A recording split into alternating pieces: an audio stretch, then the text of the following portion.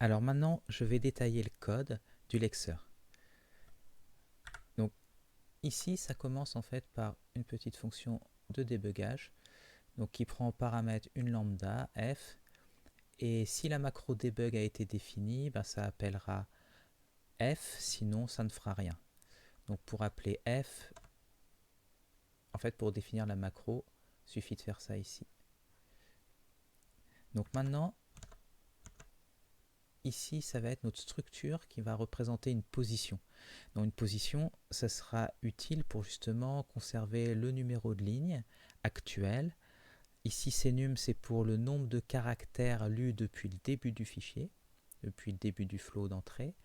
Et ici, c'est la position, donc le nombre de caractères pour atteindre le début de la ligne, donc le nombre de caractères depuis le début du fichier pour atteindre le début de la ligne actuelle. Donc si on regarde après ici, c'est une petite fonction pour afficher une position ici.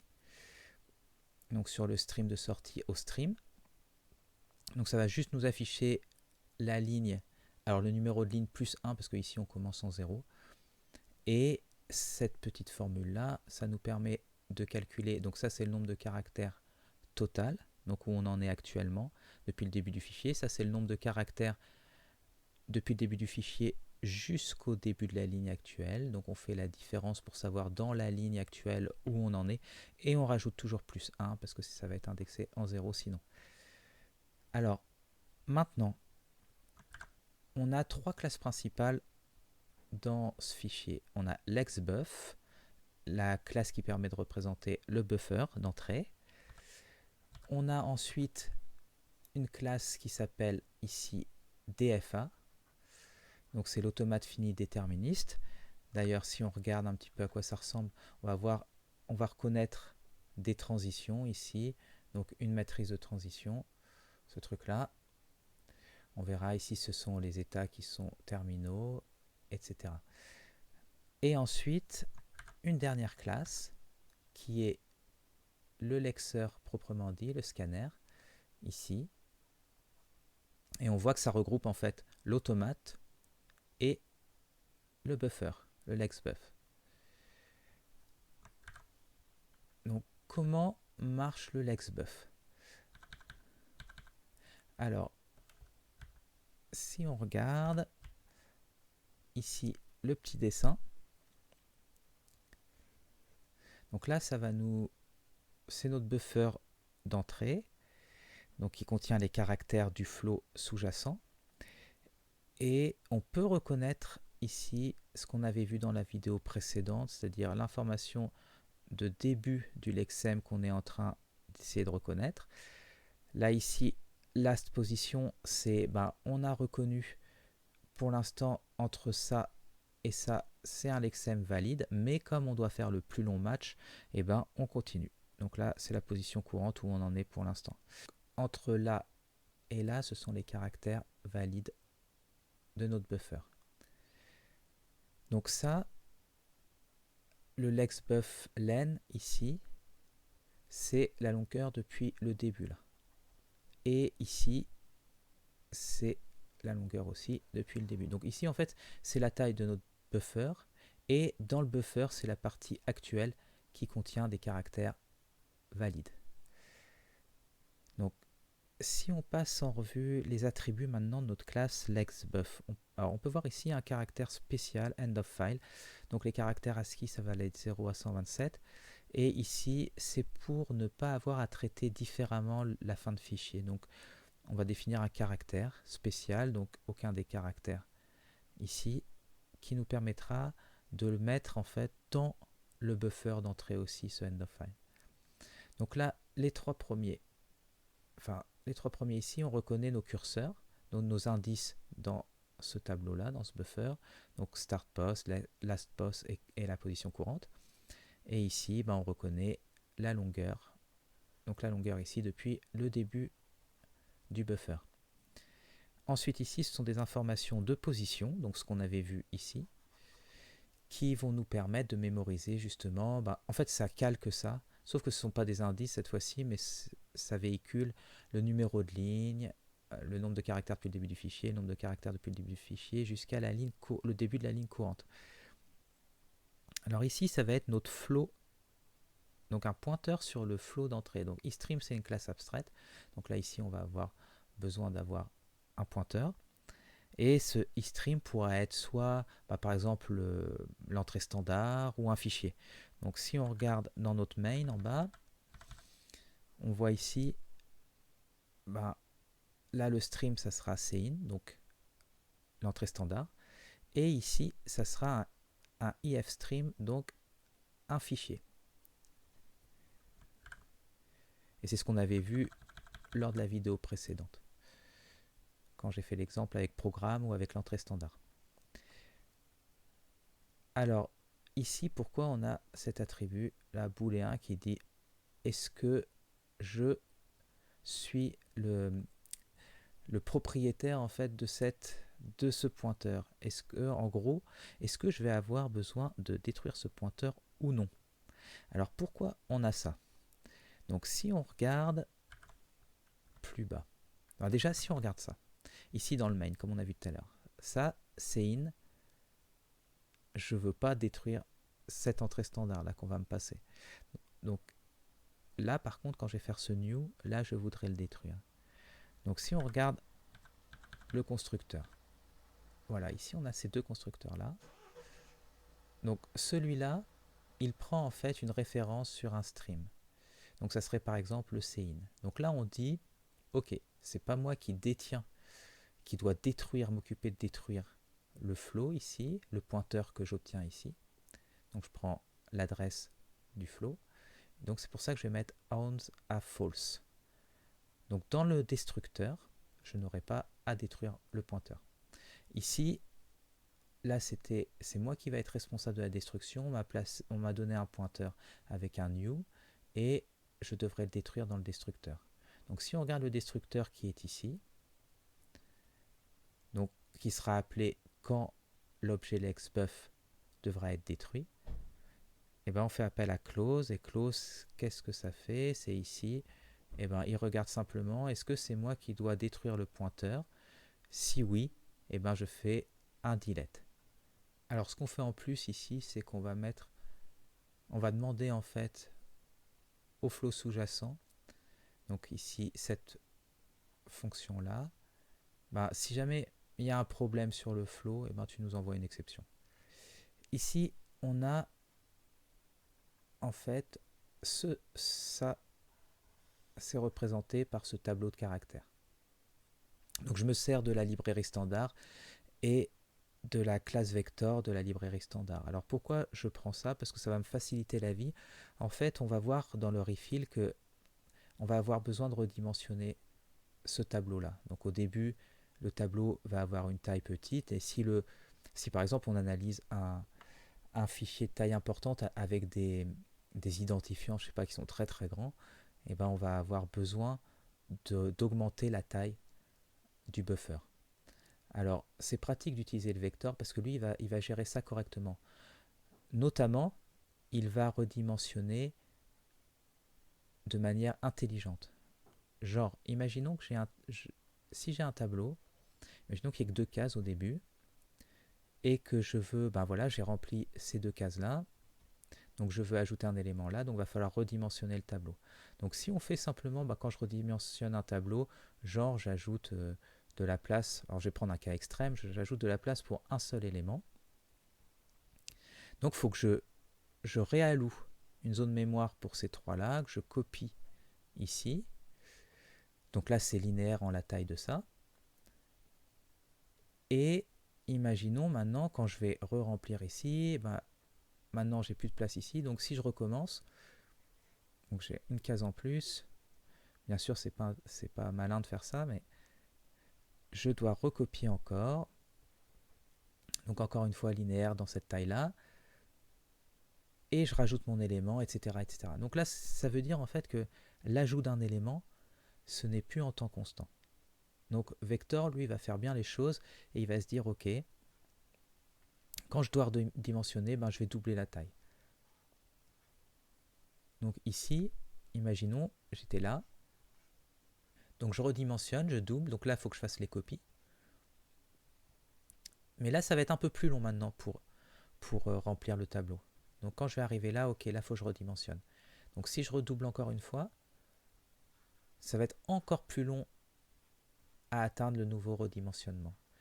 Et en fait, si on fait ça, et qu'on fait les calculs, on se rend compte qu'on est en temps dit amorti constant. C'est-à-dire aller ajouter quelque chose dans le tableau, c'est très souvent, comme on voit ici, là j'ai re-rempli tout ça en faisant la copie. Et maintenant, je peux remettre un élément là, temps constant, temps constant, temps constant, temps constant. Quand je vais arriver là, là c'est plus en temps constant, c'est linéaire. Donc boum, mais je vais redoubler. Et encore une fois, là on aura les copies à faire dans toutes ces parties-là. Mais là par contre, temps constant, temps constant, temps constant. Donc on est très souvent en temps constant et de temps en temps, on a l'ajout qui est long. Mais en moyenne, si on fait le calcul, ce que je ne vais pas faire ici, mais on a un temps constant. Donc voilà, maintenant ici, c'est le nombre de caractères que je veux lire d'un coup dans le flow sous-jacent qui est ici. Donc là, j'ai pris exprès que 8, donc un bloc de 8, je demande. C'était juste pour tester si ça marchait bien. Mais comme je vous disais dans la vidéo précédente, en fait, quand on veut aller lire des caractères sur un flow, à un moment donné, il va falloir faire des appels système. Et si on fait un appel système par caractère, ça va être long, puisque le coût d'un appel système n'est pas non plus, c'est pas instantané. Donc ce qu'on fait généralement, c'est aller lire des blocs de taille plus importante. Bon, il faut noter que le flow là sous-jacent, il va faire ça lui. Même si je lui demande qu'un caractère, il va sûrement bien gérer les choses et il va pas aller demander au système d'exploitation un appel système par caractère. Mais malgré tout, je peux mettre un nombre très grand ici, parce que je ne sais pas en fait dans le flow sous-jacent sa taille de bloc qu'il demande quand il fait un appel système. Donc ici, moi, je peux lui demander, moi, je veux des blocs de taille, par exemple 500 ici au lieu de 8. Et quand j'irai lire dans le flow sous-jacent, lui, il devra aller lire cette taille de bloc.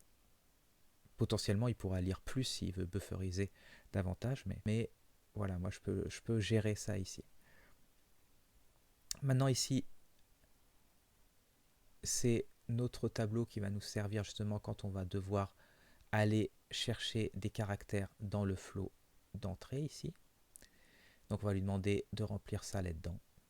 Et on va s'en servir dans le refill. Donc si on regarde, dans l'XBuff, la fonction la plus compliquée, c'est refill. Parce que la fonction que l'utilisateur qu'on va appeler dans le scanner, ça va être celle-là. On va demander juste quel est le prochain caractère. Donc lui, il va regarder. Est-ce que ma position courante, donc si je regarde pour avoir l'image ici de notre buffer, il va regarder est-ce que la position courante n'est pas arrivée ici. Si elle est arrivée ici, il faut que je recharge. Donc là, j'avais ma position de départ pour le lexem, donc j'ai un très grand lexem ici. Je dépasse ma zone de caractère valide dans mon buffer et donc je dois aller chercher de nouveaux caractères grâce au refill. Donc on voit ici juste après d'ailleurs, on va vérifier est-ce que le caractère qui est sous la tête de lecture, c'est pas la fin de fichier, et à ce moment-là, on renvoie notre caractère spécial fin de fichier. Donc le refill, c'est du coup la plus longue méthode ici. Donc ici, le début, c'est juste pour faire du débugage, si besoin. Et là, c'est le moment où on appelle la lecture du bloc de taille refill size, donc ici, en l'occurrence 8, et qu'on va remplir notre buffer oxbuffer. Donc, une fois la lecture effectuée, on va regarder le nombre de caractères qui ont été réellement lus. Donc, c'est possible en fait qu'il n'y ait pas assez, il reste plus assez de caractères. J'en demande 8, mais il n'y en a plus que 3 et on a rencontré la fin de fichier. Donc, on va récupérer ce nombre ici. Donc on va l'afficher éventuellement là. Et là, on va regarder est-ce que j'ai rencontré la fin de fichier. Si oui, dans le buffer, en fait, je rajoute mon caractère spécial end of file. Maintenant, on va voir, on a lu le buffer. Est-ce que le bloc de caractère, du coup, est-ce que c'est possible de le mettre dans le buffer? Donc là, on va regarder. Est-ce que ça, plus les n que je viens de lire, plus le bloc, est-ce que ça tient là-dedans? Est-ce que ça tient là-dedans? Donc là, on regarde. Si jamais ça ne tient pas, donc ce qu'on indique ici, là, dans le commentaire, il n'y a pas assez de place, eh ben, on va regarder, est-ce que le bloc que je viens de lire, je peux le placer là, en fait? Est-ce que j'aurai assez de place entre ça plus le bloc que je viens de lire? Est-ce que ça tiendrait là-dedans? Bon, vu le dessin, là, on n'a pas l'impression, mais on pourrait imaginer, en fait, qu'on ait ça. On a ça. Donc ici, c'était start. Ici, on est là. Donc ça, c'est l'xBuffLength, c'est la longueur ici, donc qui nous indique tout ça d'ailleurs. Et ici, c'est le junk, donc ce qui était ici. Donc là, on se rend compte en fait que ça, plus le bloc, ça dépasse. On dépasse ça. Donc on regarde, est-ce que ça, plus le bloc, je peux le caser ici? Et là, on pourrait. Donc ce qu'on va faire dans ce cas-là, c'est prendre ce qui est là et le copier ici, dans un premier temps. Et ensuite, on ira copier le bloc derrière. Donc en fait, si on regarde, c'est ce qui est fait là. Là, on voit qu'il y a assez de place en faisant ce calcul-là. Et on va faire une copie en utilisant la fonction copie de la STL. Donc on voit que ça va commencer en...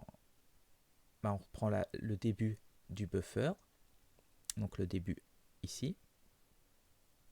Et on ajoute ça. Donc on va bien commencer là, à copier. On va s'arrêter début du buffer plus len, donc ici.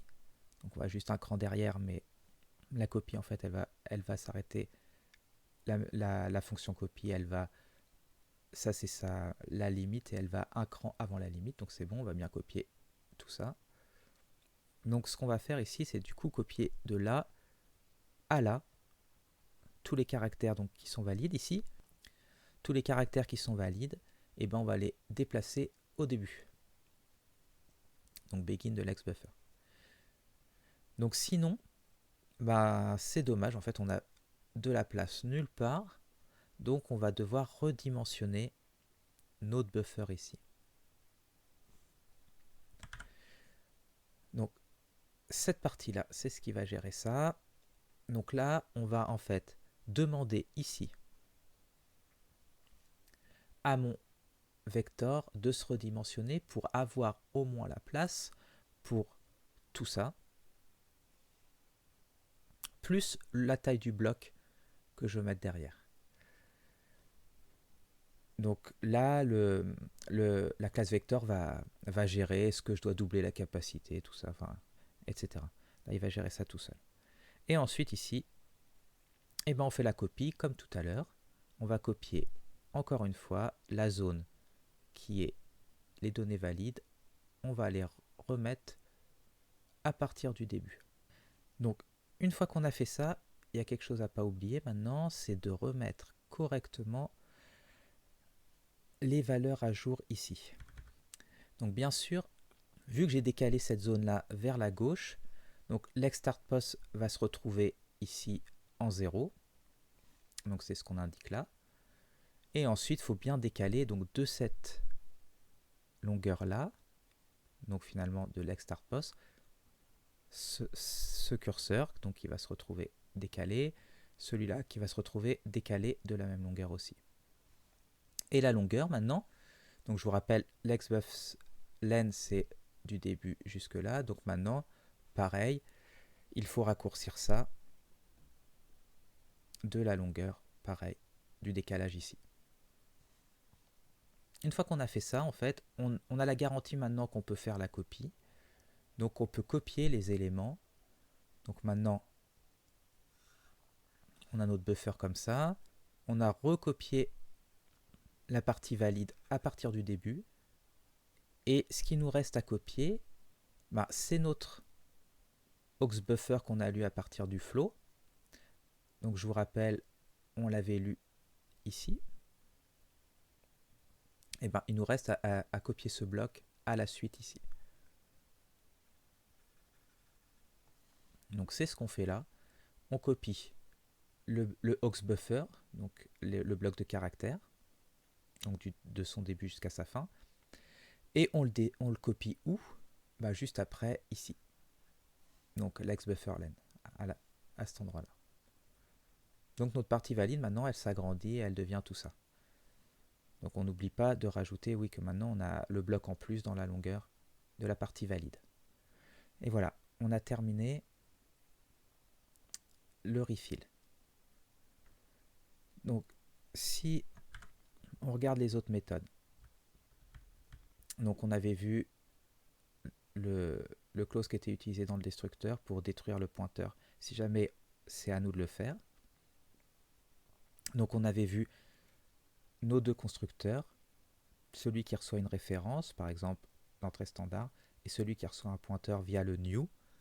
Alors ici, je reviendrai là-dessus, c'est pas très important, c'est un petit détail, mais je veux en fait désactiver les méthodes par défaut de le constructeur par recopie, l'opérateur égal, le constructeur par déplacement et la copie par déplacement. Donc ça, je reviendrai à la fin de la vidéo. C'est pas essentiel du tout. Alors donc on a vu les différents éléments. Donc on avait vu ici, donc le set input, oui, ces deux méthodes là. Donc je les utilise dans le main, j'utilise celle-là dans le main. Donc c'est si on veut remettre à jour un nouveau flow. Donc cette fois-ci en fait, on ferme l'ancien. Donc on voit s'il faut le détruire ou non ici. Donc si on ne le détenait pas, ben on ne fait rien. Et si jamais c'était à nous de le détruire, ben on le fait. On remet les exceptions à jour, etc. Donc, dans le cas où c'est un pointeur, ben c'est bien nous qui le détenons. On doit le détruire. On met les exceptions. Si jamais c'était une référence, donc on met input avec l'adresse de la référence, pardon. Et on dit que c'est pas à nous de détruire et on met les exceptions pour lancer une exception au cas où le flow, il y a une erreur dans le flow. Ensuite, cette méthode-là, donc c'est la méthode qui va être appelée par notre scanner, par notre analyseur lexical. Et comme on a vu tout à l'heure, si jamais je suis là, par exemple, ma position courante, elle est là, ça veut dire que je n'ai plus de caractère valide. Et donc, on fait appel au refill qu'on vient de voir. Si jamais on a rencontré la fin de fichier, donc notre position ici, c'est sur le caractère spécial qu'on a créé, end of file, et ben on le retourne. Sinon, on récupère le caractère courant, donc par exemple celui qui serait là.